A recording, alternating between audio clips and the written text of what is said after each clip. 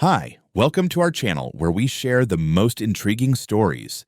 They came with gold-foiled letters and fake authority, trying to lock us in our own home for the sake of their illusion. But we weren't part of their HOA, and we never would be. What began as a warning turned into a siege, and I wasn't about to back down. Not on my land. I had just finished bolting down the last section of solar rack when my wife, Jess, came out onto the deck holding a thick envelope with gold-foiled edges like it was ticking. She waved it in the air like she was about to throw it into the woods. "You've got to see this crap."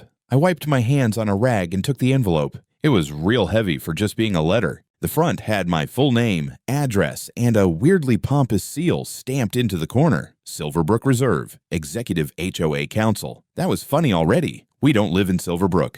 Never have. My 4-acre plot borders it, sure, but my driveway doesn't even connect to their fancy loop. We've got our own road, our own well, solar, batteries, satellite. We're off-grid by design.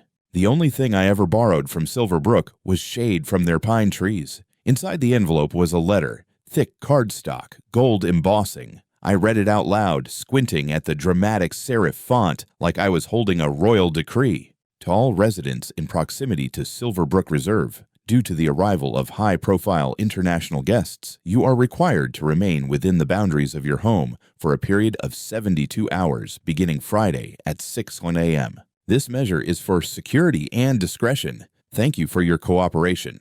Karen Satterfield, HOA President. I snorted. Jess looked at me like I was about to break something. "You know anything about this?" I shook my head. "Yeah, I know it's horseshit." "Did we somehow get sucked into their HOA without knowing it?" she asked. "Nope. I double-checked that back when we bought this place. It's specifically excluded from their HOA covenants. That's the only reason I bought it. Nobody tells us what color mailbox we can have, remember?" She nodded, still frowning. "So why the hell would they send this?" "No clue. Maybe they think they own the air now, too."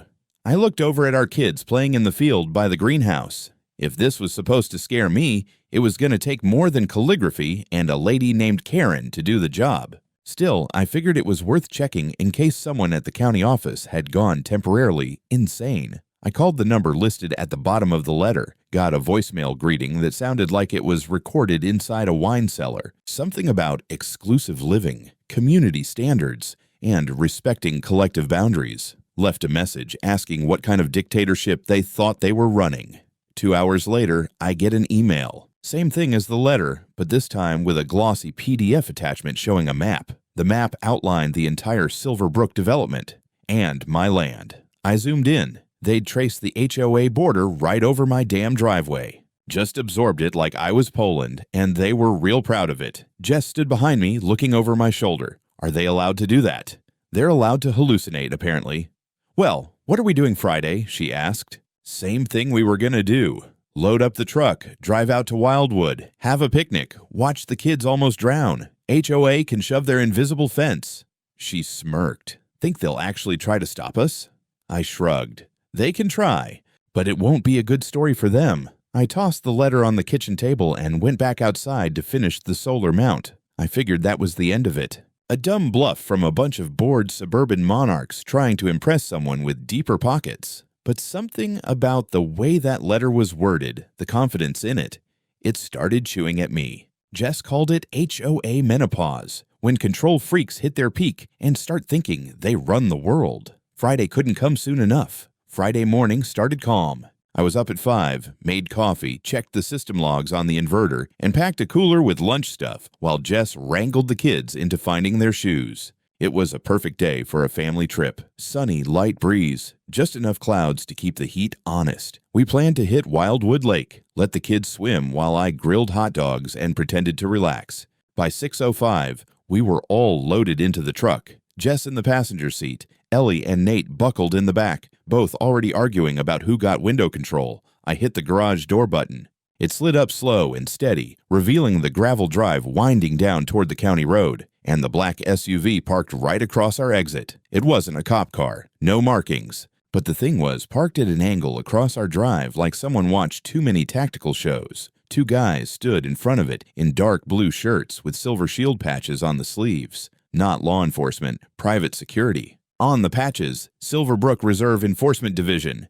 What in the actual hell? I stopped the truck a dozen feet short and rolled the window down. One of them, tall, buzz-cut, sunglasses at 6 a.m., stepped toward me with a clipboard. His partner hung back, arms crossed, eyes bouncing between me and the truck like we were hauling drugs. "Morning," I said, calm but clipped. "Good morning, sir," Buzzcut said. "I'm going to have to ask you to remain at your residence for the next 72 hours. Jess leaned across me. "Excuse me." He glanced at his clipboard, then back at me. "As per the notice issued earlier this week by Silver Brook Reserve, this area is under restricted movement due to sensitive visitors. We appreciate your cooperation." "Appreciate it all you want," I said, "but you're blocking my damn driveway." "This is a controlled perimeter," he replied, still annoyingly polite. "No, this is my land," I snapped. "That gravel you're standing on? It's not Silverbrook's. It's mine. That culvert over there? Mine. That pine tree you're probably standing too close to? Still mine." Jess opened her door to get out. Buzzcut's partner moved fast, too fast, and stepped in front of her door, hand outstretched like he was directing traffic. "Ma'am," he said, "we need you to remain in the vehicle." Wrong move. Jess recoiled instantly, and the kids started yelling.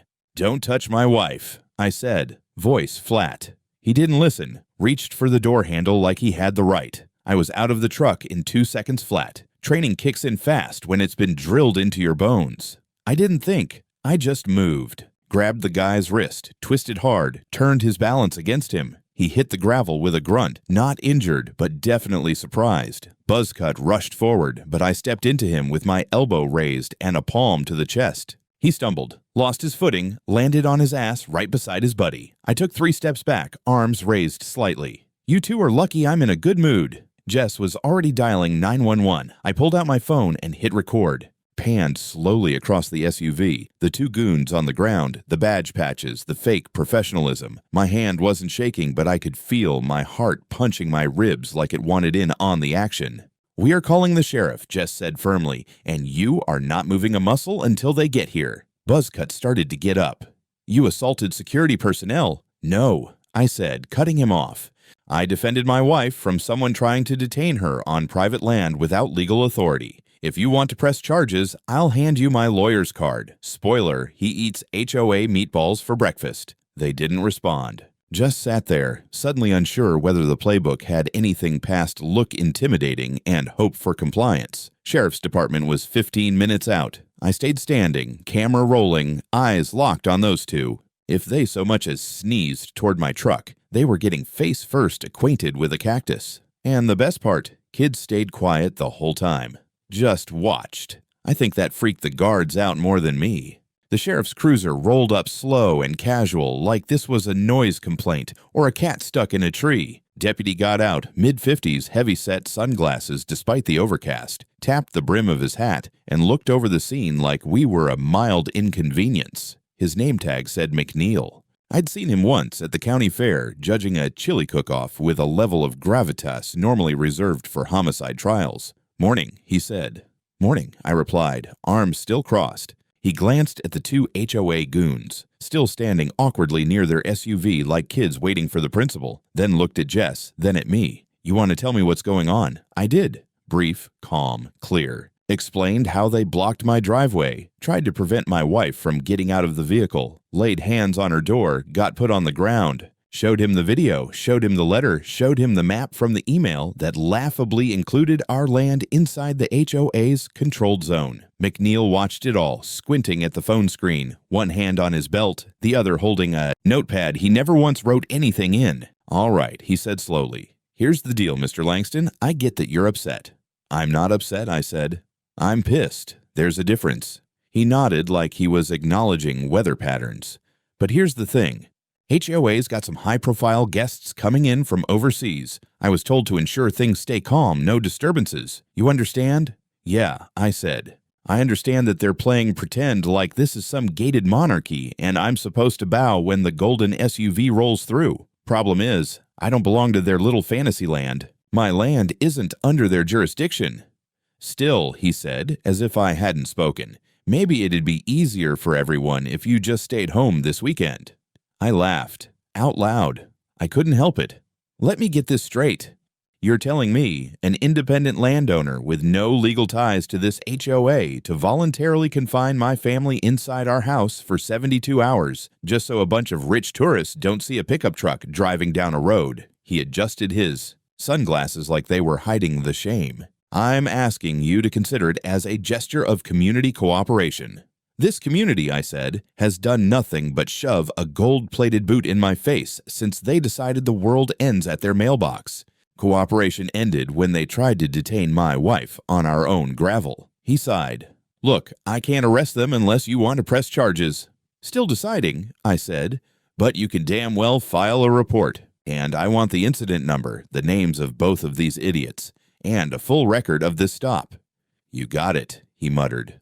Also, I added, I'm filing formal complaints, one to the county, one to the state, and one to the Civil Liberties Board. And, bonus, copies to every local outlet that still runs real news. Jess stepped in, holding up her phone. Already drafted. Want to proofread before we hit send. McNeil looked from me to her like he was realizing, a little too late, that we weren't going to roll over and play nice for anyone. He took down the information, slowly, reluctantly. I made sure to film the entire interaction. Nothing aggressive, just firm, clear, legal. As he walked back to his cruiser, he stopped by the HOA SUV, said something to the goons too quiet for me to hear. They nodded like naughty interns and climbed back inside. A minute later, they backed off our drive and disappeared down the road. I waited until they were out of sight, then turned to Jess. We're still going, she grinned. Damn right we are. We loaded the kids back up and pulled out. But that pit in my gut, it hadn't gone anywhere. Something told me this wasn't just about one weekend or some VIP tour. This was something bigger. And we had just made ourselves the most inconvenient problem in someone's carefully polished illusion. The first thing I did when we got back from Wildwood was send everything, video, letter scans, email attachments, the full story, to a buddy of mine named Marcus. He's not a lawyer, but he's the kind of guy who reads zoning code for fun and keeps old court records like other people keep recipes. He used to work for a property law firm in Austin before deciding civilization wasn't worth the parking. Marcus called me that evening with the kind of tone people usually reserve for finding mold in the foundation. They're screwing with the land registry, he said. Define screwing. I pulled the most recent filings on the HOA expansion plans. You were listed as a tentative participating parcel. You know what that means? Bullshit. Bullshit with paperwork, he said. It means they've submitted internal development plans to pitch their next phase, including your land, under the assumption you'll eventually sign on. But they're using that assumption as if it's fact. I sat on the porch, beer sweating in my hand, trying not to crush the can. So, what does that mean legally? It means they're presenting your property as part of their upcoming phase to outside parties, investors, possibly to the county board, maybe even overseas partners, without your consent. Sounds like fraud, Marcus chuckled. Only if you catch them before the deal closes. Otherwise, it's just aggressive development posture. Jesus. He sent me copies of the filings. Sure enough, in a glossy prospectus sent to some Dubai-based holding group, Silverbrook Reserve Phase 2 included expanded luxury lots, with one lot mapped right over my damn house. Even had a bullet point. Existing modular home available for demonstration purposes. That's right, my home. The one I built. The one they tried to lock me inside of for their open house. I was their damn show pony, and no one told me I was in the act. That night, I didn't sleep. Instead, I got to work. First, I uploaded everything to a private folder, labeled and time-stamped. Letter, map, HOA guard video, sheriff body cam, emails, now the fraudulent filings. Next, I drafted a timeline, complete with dates and actions taken. Then I reached out to a reporter I'd met at a sustainability expo last year, Tina Marlowe. She covered land rights and local corruption. Loved a good HOA horror story. She answered on the second ring. By noon the next day, we were sitting across from each other at a diner 20 miles out. I laid it all out. She took notes faster than I could talk. They tried to quarantine you for real estate optics, she asked, wide-eyed. Yep, and they called it community discretion. Yep. And now your property is listed in a prospectus you never agreed to. Still, yep. She whistled. This is going to burn. She promised the piece would go live by Monday. In the meantime, I did one better. I went public myself. I posted a 10-minute video online titled, "When an HOA Thinks They Own You. My Land, My Rights, My Fight." Told the story straight. Calm, professional tone, just the facts with a slow pan across the fake security patches and footage of the deputy trying to play mediator for a private mafia. It went viral in less than a day. By Sunday morning, I had hundreds of messages, people sharing similar stories, others asking how to check if their property was being phantom zoned. One guy in Nevada told me he'd been fined by an HOA he wasn't even in for having unapproved landscaping visible from adjacent HOA windows. But the best part?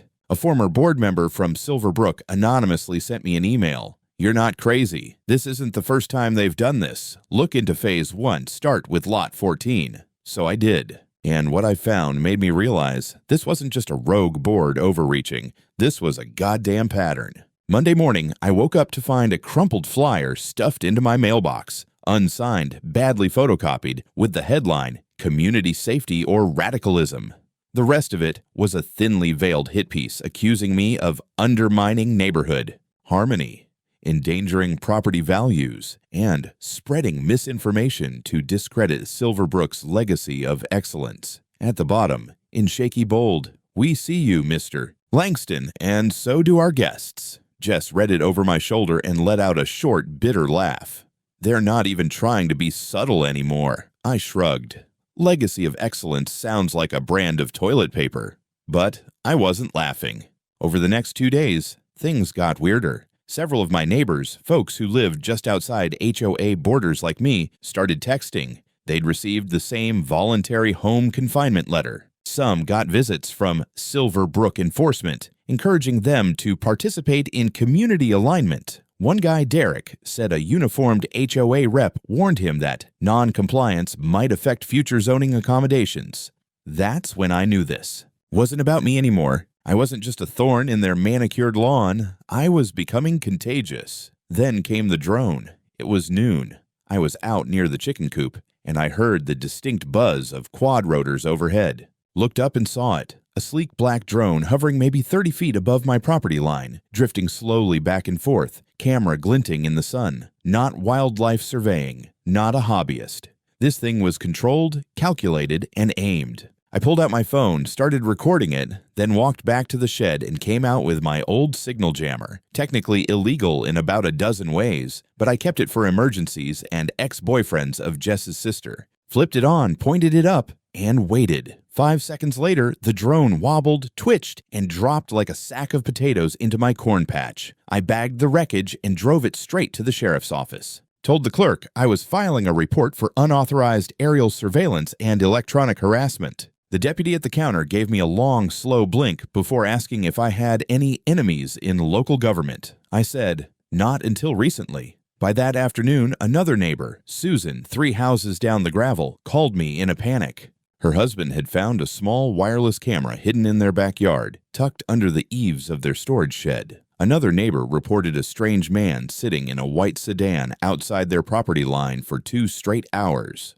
It wasn't just a power play anymore, it was intimidation. And just to top it all off, that night, I checked our mailbox again. The door was half open. Inside was a laminated business card that hadn't been there earlier. No envelope, just the card. "Compliance and Coordination Specialist, Silverbrook Reserve. Let's talk." I didn't sleep. Jess didn't either. We lay in bed in the dark, listening to the wind rustle through the trees, and wondering how far a bunch of suburban aristocrats would go to keep their investment illusion intact.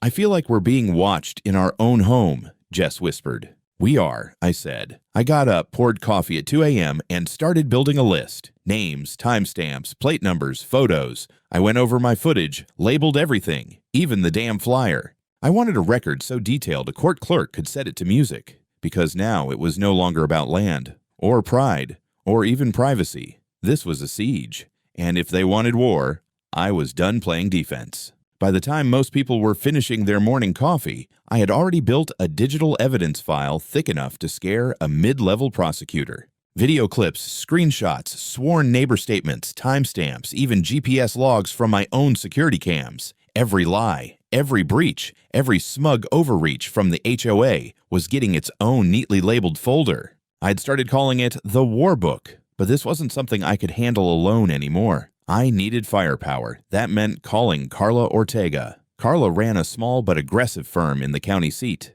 Her business card read Property Law and Municipal Defense, but her clients just called her the HOA Hammer. She was ex-military JAG, wore practical boots with her suits, and smiled like a woman who'd been through depositions that ended in tears, never hers. I laid everything out in her office. Drone wreckage in a bag, the flyer from my mailbox, emails, footage of the guards, the fraudulent HOA expansion maps. She didn't interrupt once, just kept flipping pages and nodding slowly like she was mentally sharpening a blade. Jesus Christ, she muttered finally. They really tried it.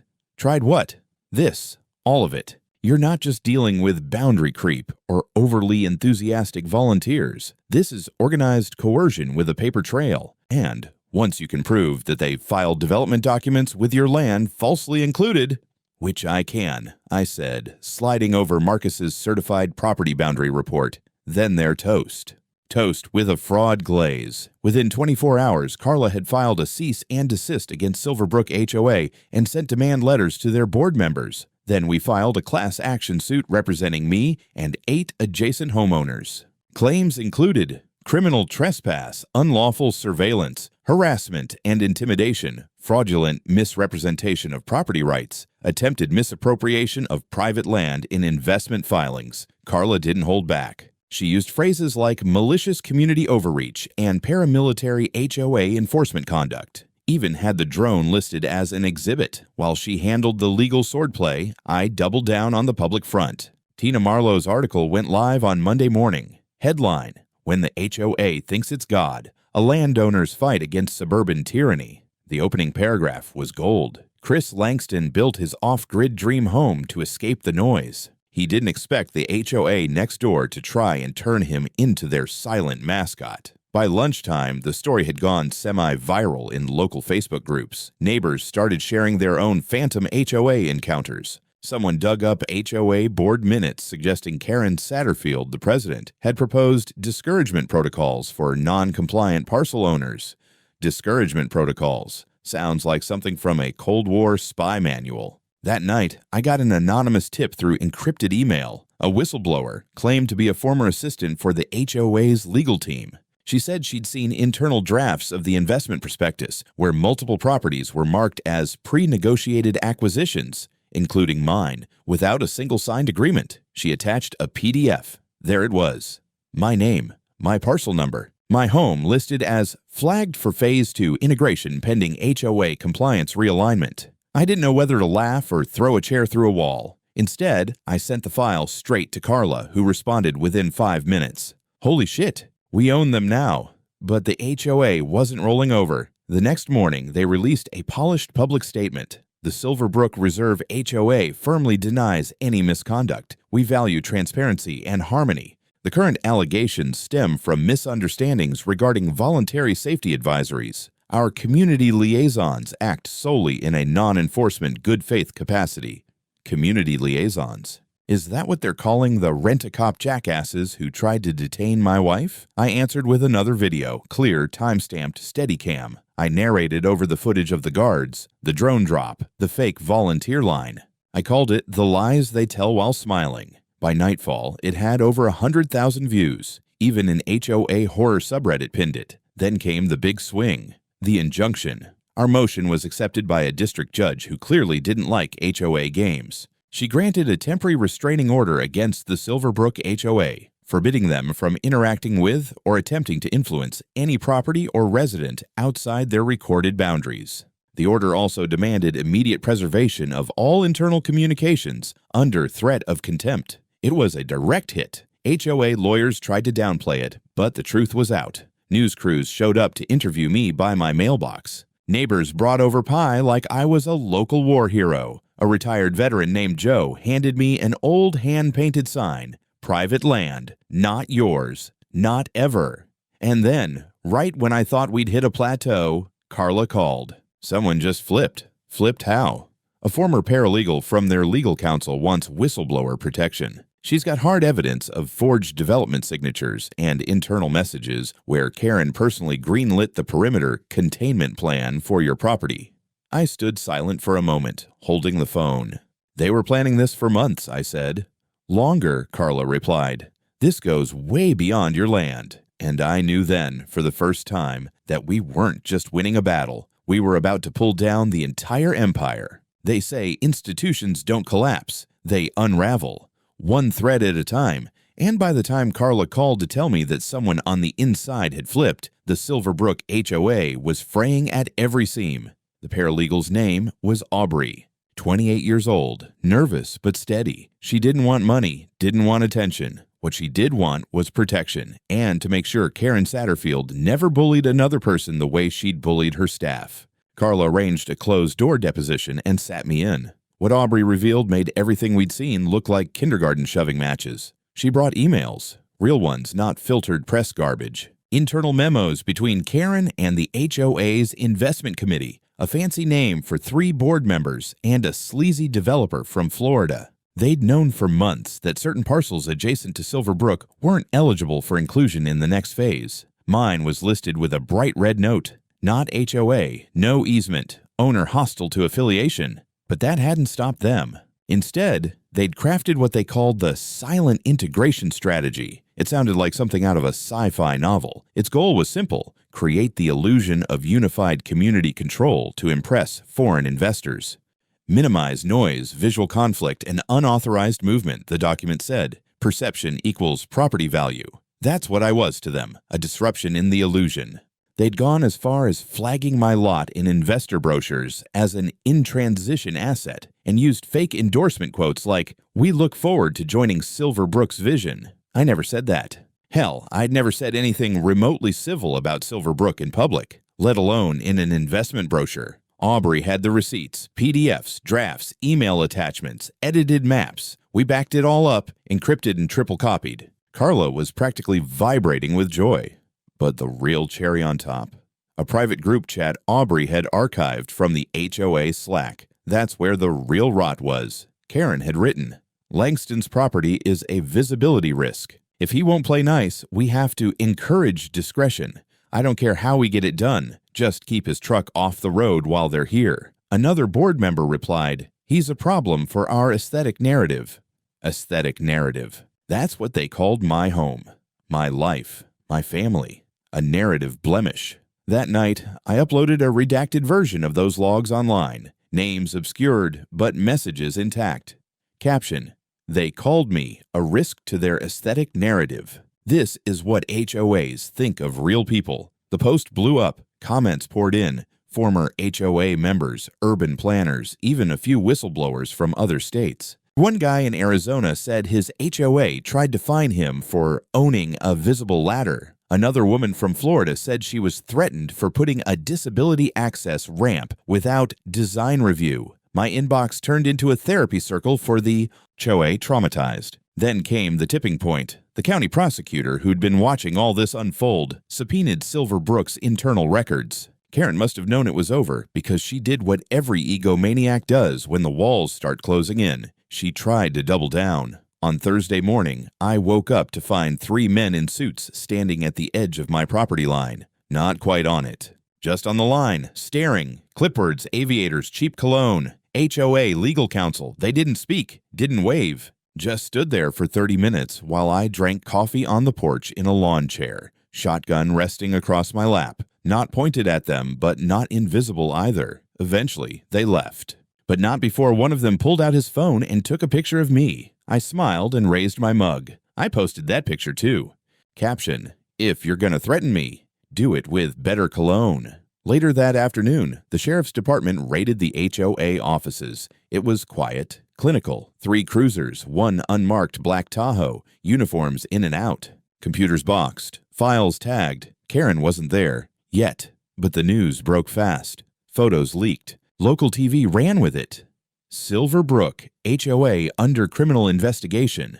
I watched the whole thing from my laptop with Jess beside me, both of us speechless for the first time in weeks. Then came the moment we'd all been waiting for. Karen Satterfield, queen of passive aggression, mother of micromanagement, tyrant of turf grass, was arrested at her office that evening. Cameras caught her being walked out, lipstick perfect, sunglasses on like she thought this was a movie premiere. Charges included fraudulent misrepresentation of property ownership, attempted coercion of landowners, illegal surveillance, filing false investment statements, obstruction of justice. Jess popped champagne.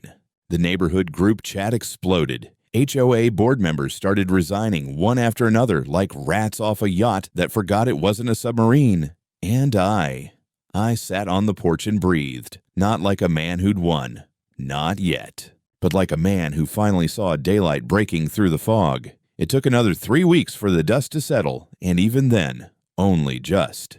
After Karen's arrest, the county moved fast. Faster than I expected from a system usually built to stall. Maybe it was the headlines. Maybe it was the pressure from a dozen watchdog groups now breathing down their necks. Or maybe, just maybe, someone in government finally realized what HOA overreach looked like when it grew teeth.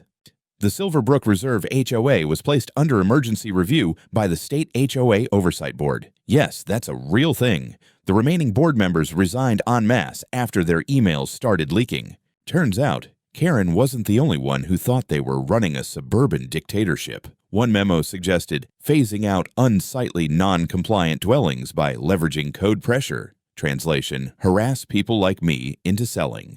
Didn't work. The final nail in the coffin came when the County Zoning Committee voted unanimously to revoke Silverbrook's pending expansion permits. That fancy Phase 2 development with my house as its demonstration model? Dead, canceled, permits shredded. Investors ghosted. Even the shady guy from Florida bailed, reportedly telling someone at a bar, "That place is radioactive now." Good. The whistleblower Aubrey was granted immunity and given protection under the state's anti-retaliation statute. I made sure her story got told, quietly but properly. She'd done more good with one email chain than most people do in a lifetime. And me? I spent a few days walking my land, not because I had to, but because I could.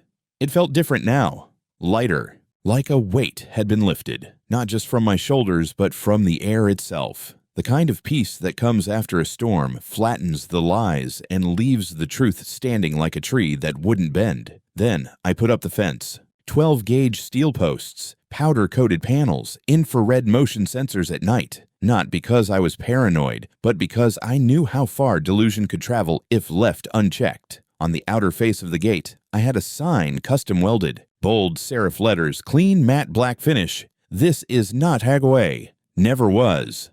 Come back and see what happens. Jess rolled her eyes when I installed it, but even she couldn't hide the smirk. We held a cookout that weekend. Not a protest, not a rally. Just neighbors, old ones, new ones, even a few who used to be nervous about taking sides. We grilled, we laughed, we let the kids run around the field barefoot. No permission slips, no yard inspectors, no decorum violations. Just people living.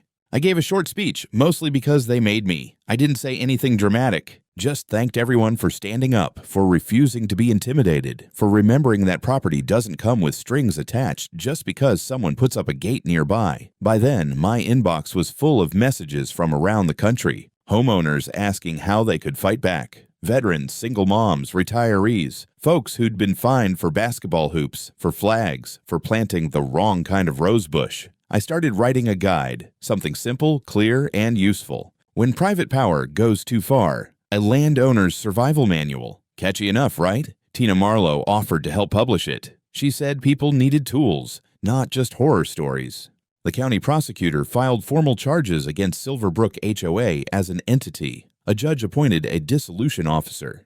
That's a fancy term for the person who will legally and officially kill it. Within months, Silverbrook as a power structure would be gone. Just another footnote in a list of HOAs that forgot where their borders ended. And 1 week after the final injunction was signed, I got a letter. Certified mail, cream-colored envelope, very official. Inside, per the authority granted by County Resolution 23-8401B, the parcel owned by Christopher Langston has been officially exempted from all future annexation efforts by Silverbrook Reserve or any HOA seeking adjacent integration. I pinned it to the wall in my office, next to a photo of our property, and next to a smaller note from Ellie, our youngest, handwritten in crayon, "Daddy won, bad neighbors gone." That one I framed.